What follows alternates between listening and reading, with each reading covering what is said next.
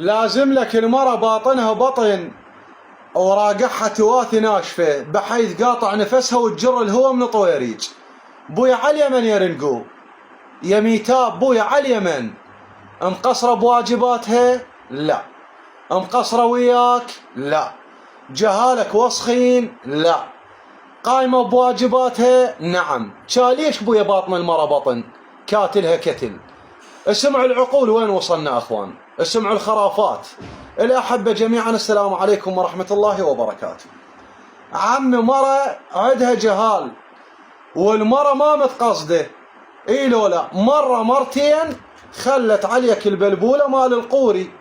هذا القوري الأكشر، الله لا يوفقك يا القوري، عبن محضرك محضر شيطان. هسه أنا بس أريد أفتهم، خلت عليك مثلا أنت إذا بيك حالة نفسية والمرة ما منتبهة وخلت عليك البلبولة مال القوري، أنت بيك حالة نفسية مد ايدك وفر الفوهة مال البيكيسي. إذا بيك حالة نفسية وصارت عليك البلبولة مال القوري والمرة ما منتبهة عليك، عندها جهال ما منتبهة عليك، مد ايدك وفر الفوهة مال هذا المدفع ال57. خاف يفلشك، خاف تفلش. زين، هاي معلومة اخوان، معلومة. احنا بعام 2024 وحتى اليابان ما عندهم هاي المعلومة، وحتى الدول المتطورة. شنو المعلومة؟ الله سبحانه وتعالى يوميا ينزل عزرائيل سلام الله عليه. وين يلبد بالبلبولة مال القوري. بس تصير عليك البلبولة يطفر عزرائيل يخنقك يقبض روحك.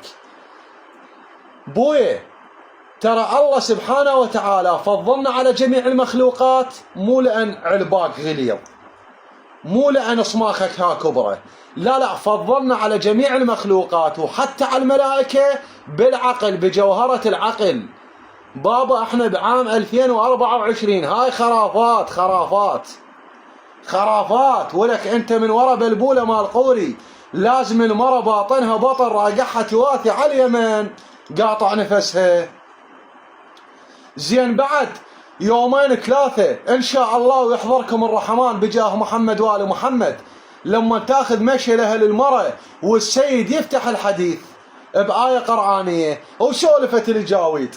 والله احنا جايين على الله وعليكم، ولكن عمي ترى بتكم هم بيها صوج. لو ما لطف الله سبحانه وتعالى، لا لا لا لا لا، وابننا كان دنك، لا كان كتلته بالمكان.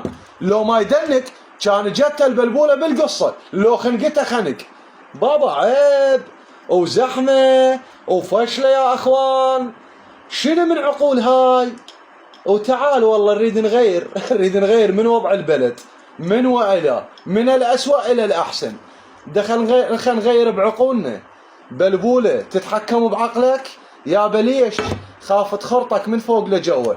البلبولة هاي بيها هذا يسمونه السكوب، ما ادري شو اسمه. دير بالك ولك، دير بالك البلبولة لا تفلشل الأمة العربية. صديق كذي. وتحياتي لكم اخوان.